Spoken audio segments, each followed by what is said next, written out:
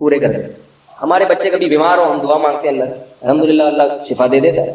Doctor سے علاج کراتے ہیں، ایک محلے کے ڈاکٹر ہیں، وہ سارے بچوں کے پورے رول نمبر کے حساب سے انہوں نے یاد کیا کون سا پیس ہے، یہ تیسرے نمبر والا پیس ہے. اللہ نظر سے بچائے. جتنا سورہ فلق سورہ ناس پڑھ لیتے ہیں دم کر لیتے ہیں. مجھے بہت لوگوں نے کہا کہ آپ یوں کریں، آپ ایسا کریں، آپ عاملوں کے خلاف بہت بولتے ہیں، یہ کچھ کر دیں گے. میں نے کہا ان کا باپ بھی کچھ نہیں کر سکتا. کیا خیال ہے؟ ان سے تو ڈرو ہی نہیں. جن چڑیل بھوت سے جو عامل جو جن چڑیل بھوت سے دھمکی دیتے ہیں نا، اس سے تو ڈرو. شیر سے ڈر لو، گدھے سے بھی کبھی کبھار ڈر لگتا ہے، لات نہ مار دے. کتے سے ڈر لگتا ہے، میں اپنی بات کر رہا ہوں، کبھی کبھار مجھے کتے سے بھی ڈر لگتا ہے کہ یار کہیں حملہ ہی نہ کر دے. حتیٰ کہ کبھی کبھار بکرے سے بھی ڈر لگتا ہے کہ ٹکر نہ مار دے. اور بیوی سے تو سب مسلمانوں کو ڈر لگتا ہے. ہر چیز جو دنیا کے ڈراتی ہے ہم بھی ڈرتے ہیں الحمدللہ. انسان ہے، کوئی لوہے اور فولاد کے بنے ہوئے نہیں. اندھیرے سے بھی بعض دفعہ ڈر لگتا ہے. قبرستان میں آپ رات کو اندھیرے میں جا کے بیٹھو تو کتنا ہی بڑا فنٹر ہو تھوڑا سا ڈر لگے گا. اللہ کا بڑا فضل ہے، میں کبھی عامل سے، چاہے دیوبندی ہو، چاہے کسی بزرگ کا خلیفہ ہو، چاہے اس کے ماتھے پہ تہجد کے نشانات ہو، چاہے اس کو 100 بزرگوں سے خلافتیں ملی ہوئی، اپن نہیں مانتا بھائی، ہم نہیں مانتے. اس میں بہت دلائل لے چکا ہوں، لیکن اگر کسی کو دلیل سمجھ میں نہیں آئے تو کانفیڈنس بھی ایک دلیل ہوتی ہے. کہ ایک آدمی ممبر پہ بیٹھ کے اتنی کانفیڈنس سے بات کر رہا ہے تو مطلب کچھ بات میں دم ہے. کانفیڈنس بھی دلیل ہوتی ہے. حضرت ابو بکر نے حضرت عمر رضی اللہ تعالیٰ عنہ کا کسی رائے میں اختلاف ہوا تھا. حضرت عمر رضی اللہ تعالیٰ عنہ نے کہا کہ قرآن کو جمع کیے جائے. حضرت ابو بکر نے کہا جو کام نبی نے نہیں کیا میں وہ کیوں کروں، جو کام نبی نے نہیں کیا میں وہ کیوں کروں. حضرت عمر نے فرمایا آپ کو کرنا پڑے گا. اتنے بغیر دلیل کے حضرت عمر کانفیڈنس سے بات کرتے رہے کرنا پڑے گا ورنہ قرآن ضائع ہو جائے گا. ابو بکر فرما رہے کہ بھائی اگر ضائع ہونے کا خطرہ تھا تو نبی نے کیوں نہیں کیا یہ کام. حضرت عمر دلیل نہیں دے رہے، فرمایا نہیں کرنا پڑے گا ورنہ ضائع ہو جائے گا. اتنا زور سے اصرار کیا. ابو بکر فرماتے اللہ نے مجھے شرح صدر کر دیا کہ بھائی یہ عمر صحیح کہہ رہے ہیں. بعض بار دلیل نہیں ہوتی، بندے کا کانفیڈنس کام کر جاتا ہے. میرے پاس تو دلیل بھی ہے کہ یہ نا سمجھ کانفیڈنس کی بڑی ویلیو ہے. آپ کو پتا ہے کہ ایک چوہے نے جو ہے نا ہاتھی کو پرپوز کیا، ہتھنی کو. چوہا ہے اور ہاتھی کی جو ماتا ہے ہتھنی اس کو پرپوز کیا. تو ہتھنی نے بولا تو اپنی اوقات دیکھ، تو اپنی اوقات دیکھ کم بخت، اپنا خاندان دیکھ، اپنا قد دیکھ، نہ تیرا نیچ خاندان کے گھٹیا آدمی، تجھے شرم نہیں آئی؟ میرے لیے نکاح کا پیغام بھیج رہے تو شرم نہیں آئی؟ تو چوہا کہتے ہیں ان سب چیزوں کو چھوڑ، کانفیڈنس دیکھ میرا. ان سب چیزوں کو، یہ لطیفہ ہے، اس کو لطیفہ ہی سمجھے آپ. کہہ رہے ان سب چیزوں کو چھوڑ، ایک خوبی ہے میرے اندر، وہ کیا ہے؟ کانفیڈنس. تو ہم تو بھائی ایسے اللہ کا شکر ہے کوئی ایسے برے خاندان کے بھی نہیں ہیں. ہمارے پاس تو دلائل بھی ہیں. دلائل کے ساتھ جب کانفیڈنس بھی ہو تو بعد میں اور جان پڑ جاتی ہے. تو اس لیے عاملوں سے قطعاً متاثر ہونے کی ضرورت نہیں ہے. اور مجھے یہ نہ بتایا کرے وہ اتنے بڑے بزرگ ہیں ان کے پاس تو حضرت مولانا فلاں دامت برکاتہم جاتے ہیں. مجھے یہ بھی کہتے ہیں حضرت آپ کے استاد فلاں کے پاس جاتے ہیں. میں نہیں مانتا. میں اپنے استادوں کو مانتا ہوں مگر وہ جن کے پاس علاج کے لیے جا رہے ہیں خدا کی قسم نہیں مانتا ہوں. اب آپ مجھے اس میں جذباتی سمجھیں یا بیوقوف سمجھیں یا متشدد سمجھیں، جو مرضی سمجھیں، اگر آپ کو عبرت نہیں ہوتی تو جائیں آپ پھر علاج کرائیں. زندگی اگر آپ کی تباہ نہ ہوئی اور تعویذ گنڈوں پلیتوں میں ساری زندگی نہ گزری تو میرا نام بدل دینا آپ. جو ایک دفعہ ان پلیتوں کے پاس چلا گیا نا، روحانی ٹوٹکوں اور فضول لوگوں کے پاس، پوری زندگی کے لیے برباد ہو جاتا ہے. جن چڑیل بھوت کا علاج گھر میں کر لو، آیت الکرسی، سورہ فلق، سورہ ناس پھونک لگا کے، یا کسی مسجد کے امام صاحب کے پاس، بزرگ کے پاس، جو بھی ہیں جو یہ کام کرتے نہیں ہیں ان کے پاس لے جاؤ. بولو حضرت آپ نیک آدمی، آپ کی پھونک میں اللہ نے دم رکھا ہوگا، اس سے پھونک لگوا دو. یہ ٹھیک ہے، اتنا میں مانتا ہوں. سمجھ رہے ہو؟ تو عجیب نظر اتار رہے ہیں، وہ تسبیح کو یوں ٹک ٹک ٹک کر کے نظر اتار رہے ہیں. تجھے یہ کیسے پتا چلا کہ اس میں نظر لگی ہے؟ اور ہر اس پہ 99% لوگوں پہ نظر لگ رہی ہے. میں مانتا ہوں کہ نظر لگتی ہے، برحق ہے، مگر اتنی زیادہ لگ رہی ہے کہ 99% لوگ نظر کی وجہ سے کھانس رہے ہیں. بھائی سردی ہے تو کھانسی تو ہوگی نا. ایک خاتون کا لائن اپنے چھوٹے بچے کو لے گئی، یہ بیمار ہے اور یہ ٹھیک نہیں ہو رہا، فلانے پلیتے اور پتہ نہیں کیا، اور مفتی صاحب آپ دم کریں. میں نے کہا دم تو ہم کر دیتے ہیں، وہ تو سنت عمل ہے، لیکن یہ بچہ بیمار کیوں ہے؟ ان سے میں نے پوچھا یہ ماں کی فیڈ پی رہا ہے کہ نہیں پی رہا؟ انہوں نے کہا نہیں، ڈبے پہ چل رہا ہے. میں نے کہا جتنے پلیتے لگا لو یہ بچہ صحت مند نہیں ہے. اللہ نے ڈبے نہیں پیدا کیے، بچے کے پیدا ہوتے ہی کیا مارکیٹ میں ایک دم ڈبے آ جاتے ہیں؟ بھائی اگر بچے کے لیے ڈبے کا دودھ اچھا ہوتا جو ڈاکٹر لکھ کے دے رہا ہے، تو جیسے ہی بچہ پیدا ہوتا آسمان سے آپ کے گھروں میں 2-3 ڈبے اترتے اللہ کی طرف سے. جیسے ہی بچہ پیدا ہوتا ہے فوراً ماں کی چھاتیوں میں دودھ پیدا ہوتا ہے، اس لیے کہ اللہ جانتا ہے اس کی کیا چیز اس کے لیے کیا ضروری ہے. تو ماں کا دودھ ضروری تھا تو اللہ نے وہ پیدا کر دیا، ڈبہ ضروری نہیں تھا تو اللہ نے نہ ڈبہ پیدا کیا نہ ڈبے کے اندر دودھ پیدا کیا. یہ ڈاکٹروں کی تقریریں ہمارے سامنے، یہ فالتو قسم کی تقریریں. ڈاکٹروں کو میں مانتا ہوں، ہم بھی بیمار ہوتے ہیں ڈاکٹر کے پاس ہی جاتے ہیں، لیکن ایک تو ہر ڈاکٹر کی ہر فیلڈ میں ریسرچ نہیں ہوتی، دوسرا فطرت سے جو ڈاکٹر آپ کو لڑوا رہا ہے نا اس کی بات کبھی نہ مانو. ایک زمانے تھا ڈاکٹروں نے ڈبے کے دودھ کے فضائل پر زمین اور آسمان کے انبار لگا دیے تھے، بعد میں تجربے سے ثابت ہوا کہ غلط ہے یہ.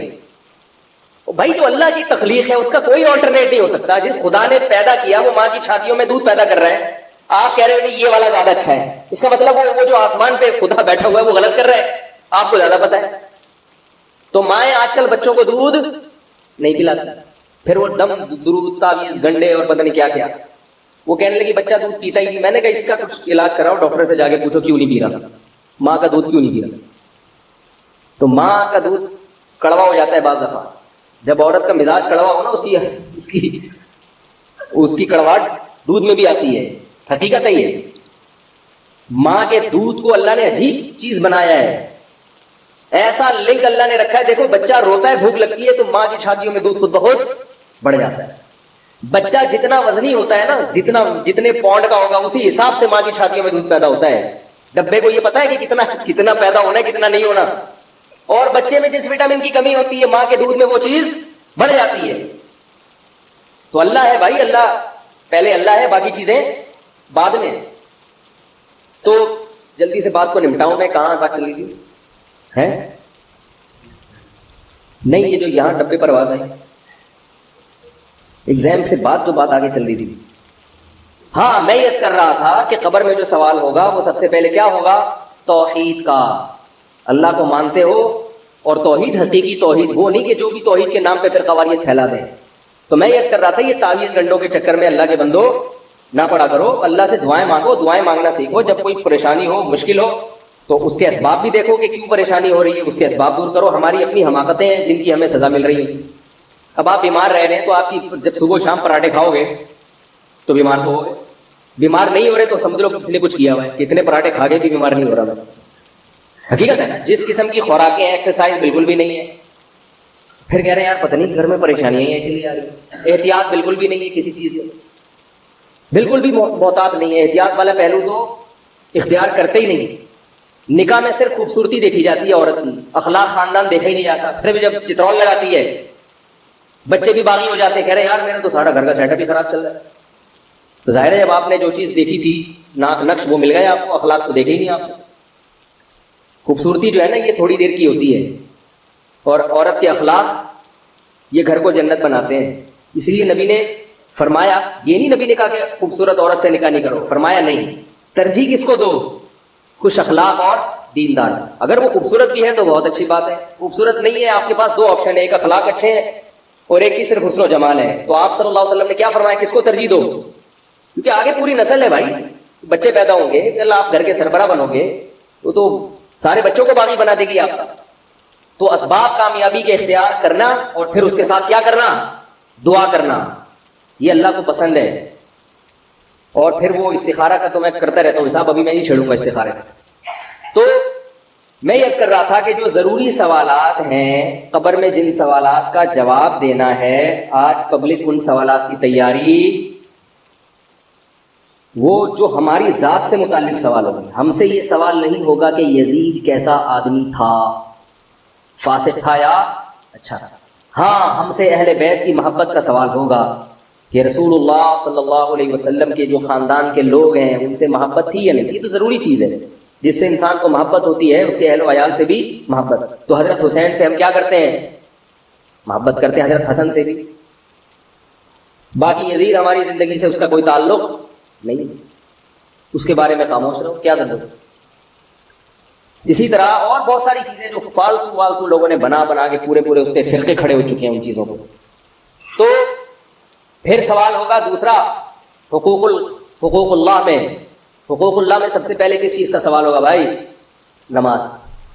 یہ نہیں ہوگا کہ اس طرح پڑھی تھی کہ اس طرح پڑھی تھی. اگر نماز میں یہ سوال ہوتا نا قیامت کے دن کہ رفع الیدین کیوں نہیں کیا، تو عبداللہ بن مسعود کی نماز قبول نہیں ہوگی، کیونکہ وہ رفع الیدین نہیں کرتے تھے. اور مصنف ابن ابی شیبہ میں ہے کان اصحاب علی وابن مسعود لا يرفعون ایدیہم فی الصلاۃ. عبداللہ بن مسعود اور حضرت علی کے شاگرد رفع الیدین نہیں کرتے تھے. یہ تو سارے شاگردوں کی نماز ضائع. اور اگر قیامت کے دن یہ سوال ہو گیا کہ رفع الیدین کیوں کیا ہے بھائی، تو پھر عبداللہ بن عمر کی نماز ضائع ہو جائے گی، وہ تو کرتے تھے. انس بن مالک کی نماز بولو نا بھائی ضائع ہو جائے گی. عبداللہ بن عباس کی نماز. اس سے کیا پتہ چلتا ہے کہ اگر یہ ضروری سوال ہوتا تو صحابہ اس مسئلے میں اختلاف بولتے کیوں نہیں یار؟ لازمی اختلاف کرتے. اور بڑی پھڈے بازیاں ہوتی ہیں صحابہ میں کہ نہیں پہلے اس مسئلے کو حل کرو، رفع الیدین کرنا ہے کہ نہیں کرنا، اس کے بعد امت آگے چلے گی. جہاد بعد میں ہوگا، پہلے یہ حل کرو. انہوں نے کہا یہ بھی ٹھیک ہے، جیسا اختلاف چل رہا ہے چلنے دیں، آگے چلو، چھوڑ دو اس کو یہیں پہ. نماز کے بارے میں سوال ہوگا کہ پڑھی کہ جو اجماع سے نماز ثابت ہے جتنی ہے، اس پہ تو سب متفق ہے نا. اللہ کا بڑا فضل ہے کہ امت میں اتنے اختلافات کے باوجود بنیادی چیزوں میں سب الحمدللہ اہل حق لوگوں کی بات کر رہا ہوں، وہ بنیادی چیزوں میں الحمدللہ سب متفق ہیں اہل حق علماء. نمازیں کتنی ہے؟ 5 ہیں. حقوق العباد میں سب سے پہلے کس کا سوال ہوگا؟ نماز،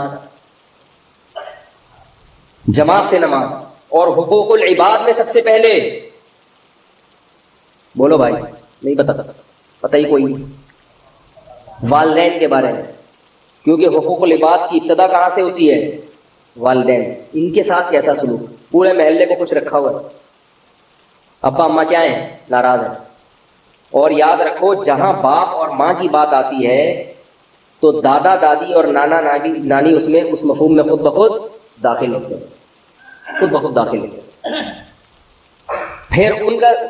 پھر حقوق العباد کی مختلف نوعیتیں ہیں. نوعیتیں کیا مطلب؟ خوش اخلاقی بھی حقوق العباد میں آتی ہے، خرچ کرنا بھی حقوق العباد میں آتا ہے. آپ اگر خوش اخلاقی سے بات نہیں کر رہے، بد اخلاق ہیں، تو آپ صلی اللہ علیہ وسلم نے فرمایا بدخلق آدمی، حدیث کا مفہوم ہے اللہ سے بھی دور ہوتا ہے اور لوگوں سے بھی دور ہوتا ہے، وہ کما قال صلی اللہ علیہ وسلم. اور آپ صلی اللہ علیہ وسلم نے فرمایا جس کے اخلاق سب سے اچھے ہوئے قیامت کے دن سب سے میرے قریب وہ ہوگا. بات جو بھی کرتا ہے ایسا کرتا ہے جیسے ہمارے معاشرے میں دیکھ لیں ڈنڈا کھینچے. کل مجھے کسی مولوی صاحب کا کلپ بھیجا، وہ پتہ نہیں علماء پہ بڑا طنز کر رہے تھے کہ یہ علماء ایسے، مولوی ایسے. میں نے کہا ان کو پہلے بات کرنے کی سلیقہ اور تمیز کہیں سے سکھاؤ. پھر مجھ سے تو سنا نہیں جاتا ہے، 1 منٹ سن کے بند کر دیتا ہوں، کان پھٹ رہے ہو نا گدوں کی طرح چیخ رہے. یہ اخلاق ہے. تو اور پھر طنز بھی ہو، اس میں کیچڑ بھی عزتیں بھی اچھالی جا رہی ہوں. کہتے ہیں نا کہ مشہور ہے کہ شکل اچھی نہ ہو تو اس میں بات کو اچھی کر لے آدمی. تو بات بھی گندی اور اسٹائل بھی گندا، اور لوگ واہ واہ واہ سبحان اللہ واہ واہ. یہ قرآن حدیث ہر فرقے میں ہوتے ہیں. میرا مقصد کسی خاص فرقے کے نہیں، ہر فرقے میں ایسے لوگ ہوتے ہیں، ہر مسلک میں ایسے لوگ ہوتے ہیں. تو خوش اخلاقی، آپ صلی اللہ علیہ وسلم نے فرمایا یہ جو بد اخلاقی ہے نا غصے سے شروع ہوتی ہے. ہر آدمی ہر وقت ناک پہ مکھی بٹھا کے گھوم رہا ہے. سب سے پہلے میرے کام، سب سے پہلے پیٹرول میں جو ٹینکی میں جو ہے نا پیٹرول میری گاڑی میں سب سے پہلے ڈالا جائے. میں تو دیکھ رہا ہوتا ہوں پیٹرول پمپ پہ کبھی بھی بائک لے کے کھڑا ہوں، ذرا سے جگہ ملے دوسرا آگے گھس جاتا ہے بھائی، فوراً آگے گھس جائے گا. لیکن سارے ایسے نہیں ہوتے الحمدللہ، اچھے لوگ بھی ہیں، وہ کہتے ہیں نہیں جی پہلے آپ، تو ایسے بھی ہیں. لیکن انسان کے کردار کو پہچاننا 2 منٹ کا کام ہوتا ہے. آپ پیٹرول پمپ کی لائن میں، بل کی لائن میں کھڑے ہو کر 2 منٹ میں پتہ چل جاتا ہے کہ کون کتنے پانی میں. بہت زیادہ مشکل کام نہیں ہے یہ. تو خوش اخلاقی ہے. اور پھر مال خرچ کرنا یہ بہت بڑا فریضہ ہے. ہم اپنے مال کے پورے مالک نہیں ہیں. اللہ نے فرمایا تمہارے مال میں حصہ ہے رشتہ داروں کا. ایک آدمی کی پوری تنخواہ اسی پہ اگر خرچ ہو رہی ہے، اللہ اس سے خوش نہیں ہو سکتا. قل ما انفقتم من خیر فللوالدین والاقربین. خرچ کرنا ہے جن میں سب سے پہلے والدین اور پھر سب سے پہلے قرابت دار. والدین اور قرابت دار اگر محتاج ہوں تو ان پہ خرچ کرنا فرض ہے. لیکن بیوی بچوں کو اللہ نے الگ پروٹوکول دیا کہ وہ محتاج نہ بھی ہو تو ان پہ باپ کو خرچ کرنا پڑے، کیونکہ یہ کیا ہے، ان کا باپ ہے. والدین کا باپ نہیں ہے، اولاد ہے. اور بچوں کا کیا ہے، باپ. اور عورت کا کیا ہے، شوہر. اس لیے عورتوں کو کہتا ہوں اپنے میاؤں کی قدر کرو. اللہ نے اتنا اس کی ذمہ داری لگا دی ہے. اللہ نے تمہارے میاؤں کو ایسا بنایا، اللہ نے کہا کہ تمہاری بیوی کروڑ پتی بھی ہے تو تجھے کھلائے گا کون، تیرا شوہر. اس کو میں نے گھر کا بڑا بنا دیا، ساری زندگی تیری خبر گیری تیرا شوہر کرے گا.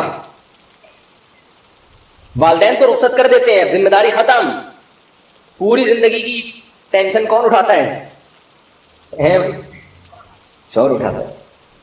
اور یہ جو مشرقی شوہر ہیں، مسلمان شوہر، ان کی اگر عظمت خواتین کو سمجھ میں نہیں آتی، یورپ میں جا کے دیکھو، وہاں کے شوہر بڑے اچھے ہیں، خوش اخلاق ہیں، ہر بات تھینک یو سے شروع کرتے ہیں. تھینک یو پہ جیسے ہمارے ہوتا ہے نا وظیفہ شروع میں 11 دفعہ درود شریف، آخر میں 11 دفعہ، تو انگریز جب بھی بات شروع کرے گا مسکرا کے تھینک یو کے ذریعے، درمیان میں کچھ رپورٹ پیش کرے گا بڑے مزے سے، بہت اچھے اخلاق کے ساتھ، اور آخر میں پھر کیا کہے گا، تھینک یو کہہ کے. جاب سے بھی نکالیں گے تو تھینک یو کہہ کے نکالیں گے، اتنے اچھے اخلاق.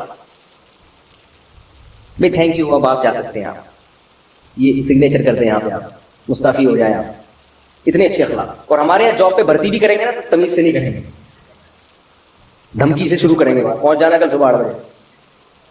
تو لیکن اتنے اچھے اخلاق کے باوجود بیوی پہ خرچ کرتے ہیں، بچوں پہ خرچ کرتے ہیں. اس لیے کہتا ہوں بھائی آخرت میں انشاءاللہ اتنے نالائق ہونے کے باوجود مسلمان اوپر ہوں گے انشاءاللہ. اس لیے کہ کوالٹیز جو ہے نا آج بھی مسلم میں الحمدللہ من حیث، میں یہ نہیں کہہ رہا ہر چیز میں مسلمان ان سے اچھے ہیں، میں یہ نہیں کہہ رہا ہر چیز میں ان سے اچھے نہیں ہیں، بعض چیزیں ان کی اچھی ہیں، لیکن من حیث القوم جو مسلمان کی خوبیاں ہیں وہ ان سے بہت بھاری ہیں. جب قیامت کے دن ترازو تولا جائے گا، اس میں مسلمانوں کی جو چند خصوصیات ایسی ہیں ان کا وزن انشاءاللہ بہت بھاری ہوگا. ان خوبیوں میں ایک یہ بھی ہے کہ مسلمان مرد پوری زندگی بیوی بچوں کی ٹینشن اٹھاتا ہے.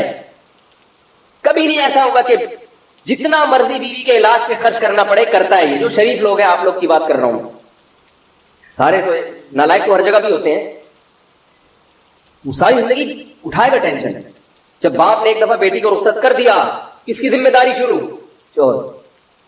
اس کو فالج بھی ہو جائے عورت کو، اس کو لقوہ بھی ہو جائے. ہمارے معاشرے میں الحمدللہ اب تک میجورٹی ایسی ہے کہ اس کو چھوڑتی نہیں، بھی رکھو اس کو، اب یہ میری ذمہ داری ہے، اس کو بھی کھلاؤں گا، اس کے بچوں کو بھی کھلاؤں گا. اس لیے میں کہتا ہوں خواتین سے اگر میاؤں سے کبھی اونچ نیچ ہو جایا کرے تو ان کی میاؤں پہ صبر کیا کرے. کہہ رہی ہے میاؤں کیوں کر رہا ہے، دھاڑ کیوں ہے، جب اتنا کر رہا ہے تھوڑی سی برداشت بھی تو کرو نا، اس کی برداشت کر لو بیچارے. تو حقوق العباد میں سوال کس کا ہوگا، ابدأ بمن تعول، فرمائے جو تمہارے اہل و عیال ہیں، بیوی بچے ہیں، ان پر سب سے پہلے ان کی ذمہ داری پوری کر رہے ہو یا نہیں کر رہے. اس کا کہاں سوال ہوگا، قبر میں سوال ہوگا. میت کو تو دفنا کے لوگ چلے جاتے ہیں، بڑے اچھے تھے، بیچارے کا حال کیا ہو رہا تھا یہ اللہ ہی بہتر جانتا ہے. ساری چیزیں نکل رہی ہوتی ہے کہ تو اتنی تنخواہ بچا کے کہاں رکھتا تھا، یہ بتا خرچ کیوں نہیں کیا ہے بھائی. نبی صلی اللہ علیہ وسلم نے فرمایا جیسا خود کھاتے ہو ایسا گھر والوں کو کھلاؤ، جیسا خود پہنتے ہو ایسا ہی گھر والوں کو پہناؤ. تو یہ سوال ہوگا. پھر گناہوں کے بارے میں سوال ہوگا، یعلم خائنۃ الاعین وما تخفی الصدور، فرمایا آنکھوں کی خیانت کو وہ جانتا ہے. یہ جو آنکھ مٹک کے اور انٹرنیٹ پر بیہودہ فلمیں دیکھی جا رہی ہیں یا بدنظری کی جا رہی ہے آفس میں ادھر ادھر، اللہ نے فرمایا فمن ابتغى وراء ذلك، تمہارے لیے صرف تمہاری بیوی کو بنایا ہے، اس کے علاوہ کہیں اور دیکھنے کی اجازت نہیں ہے. جتنی مرتبہ دیکھو گے اتنی مرتبہ آنکھوں کا حساب دینا پڑے گا. اور